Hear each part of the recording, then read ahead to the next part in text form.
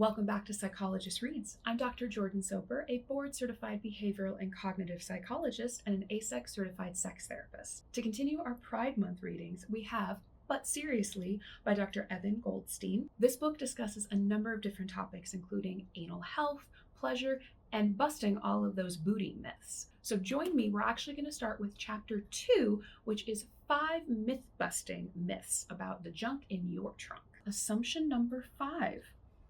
Only bottoms need anal sex ed.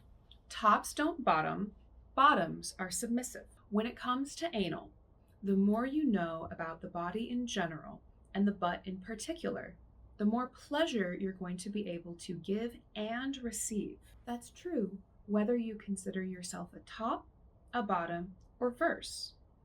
For the uninitiated, tops are people who prefer to penetrate during anal sex. Bottoms are people who prefer to be penetrated. And versatile, verse, refer to people who are comfortable doing both. Though these self-labels are often used with regard to anal sex, they're applicable for all types of sex and for all types of sexual partners, same sex or not. How someone who's into anal sex comes to identify as one, the other, or both can be a product of any number of influences, from the quality of their first sexual encounter, to where they live, to how deeply they've embraced traditional heteronormative and Western ideals of masculinity and femininity. As we've already mentioned, fear of pain keeps many people from trying anal sex altogether, but that fear can also compel them to identify as tops, even when their preference might actually be to bottom. Others who might like to explore different identities find it difficult to buck stereotypes if they don't fit into the classic descriptions of a masculine or a dominant bottom, or that of a feminine or submissive top.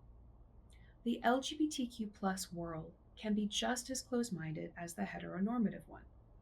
It shouldn't be hard to believe that a butch lesbian might not want to be a top. We need to stop typecasting Asian American men as naturally docile bottoms. It's time we let go of stale rules that say if you take it up the ass, then you might be a femme, or that a femme-presenting man can't be an intense top. Ideally, those of us who get off on anal would all be verse, which would leave us open to the greatest number of dating options and sexual creativity. But that doesn't work for everyone. Some people just prefer to penetrate, others to be penetrated, and that's fine. One thing is for sure, though, the best tops know how to bottom and vice versa. Knowing firsthand what different positions feel like, what works well, and what doesn't, even if you decide that's not really how you roll, can only make you more confident and attentive in bed, and that's always a good thing. Regardless, even if you're a die-hard top who will never choose to bottom, educating yourself as much as possible about the mechanics and dynamics of all aspects of anal sex, say by reading this book, can only improve your game. As we all know, the problem with labels is that they're unnecessarily limiting. Yet in an age of dating apps demanding that we summarize ourselves and our proclivities in just a few eye-catching words, the pressure to label ourselves has only risen.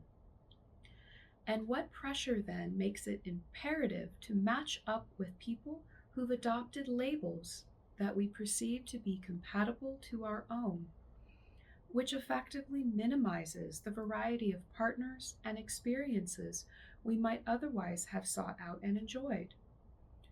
This compulsion to lock in our sexual position identity as soon as possible is especially unfortunate for gay and bisexual men, who can typically take over a decade and and even almost as long as 2 to definitively self-label. In addition, when used as social signifiers,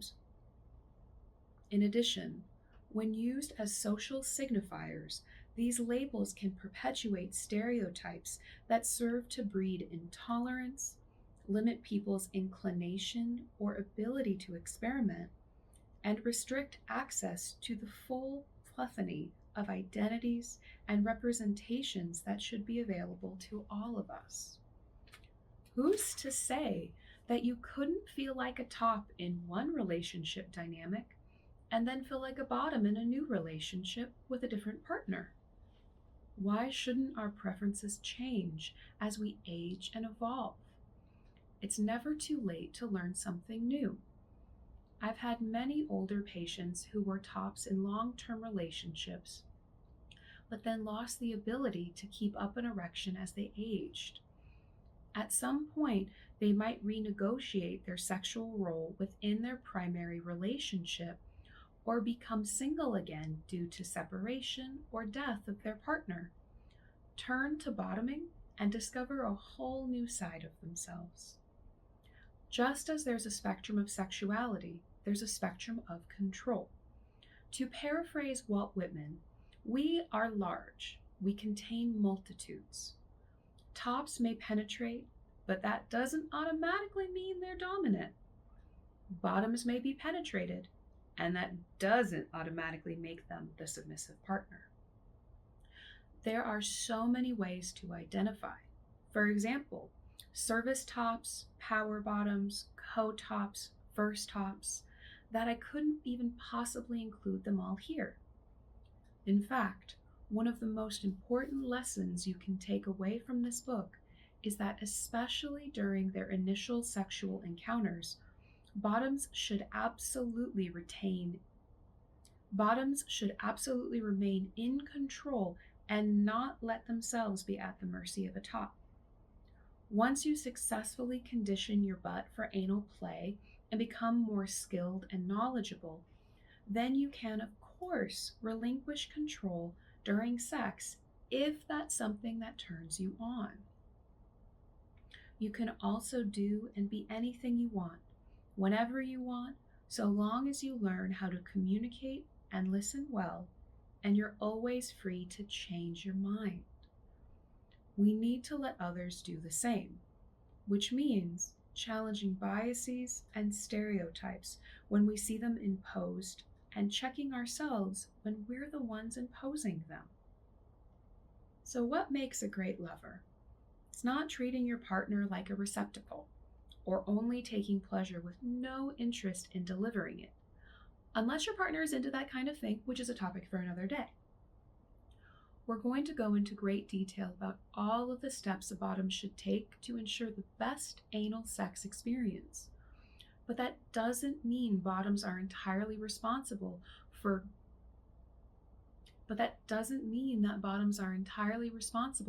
greasing the wheels while the tops just get to show up. Great sex starts long before a dick, dildo, fist, or fingers gets anywhere close to an actual hole. In fact, great sex doesn't have to be penetrative at all. But when anal penetration is in the cards, there's a lot of things tops can do to make the experience awesome for both parties, for making healthy dietary choices and exercising to remain strong and flexible, to researching the best lubes and bringing a shit ton to the party, to communicating, to ample foreplay, and ensuring your partner is as emotionally and physically relaxed and warmed up as possible. The ingredients for amazing sex, including hookups, are the same as the ingredients for great relationships. Among them, clear communication, creativity, generosity, spontaneity, patience, and maturity. Also education, which is the only one of those ingredients you can get from a book and not exclusively from direct experience and life lessons. You could be born with the stretchiest ass possible to take the biggest dick in the world, but you'll never know it or reach your full potential without educating yourself about the mechanisms of the ass and what it can do and can't be asked to do.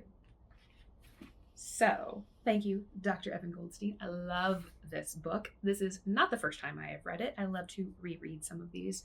Number one, I love his writing style. This is not a textbook. We will be getting to some of those, but this is something that I recommend for patients, for people, pretty much for anyone. Hello, you're everyone.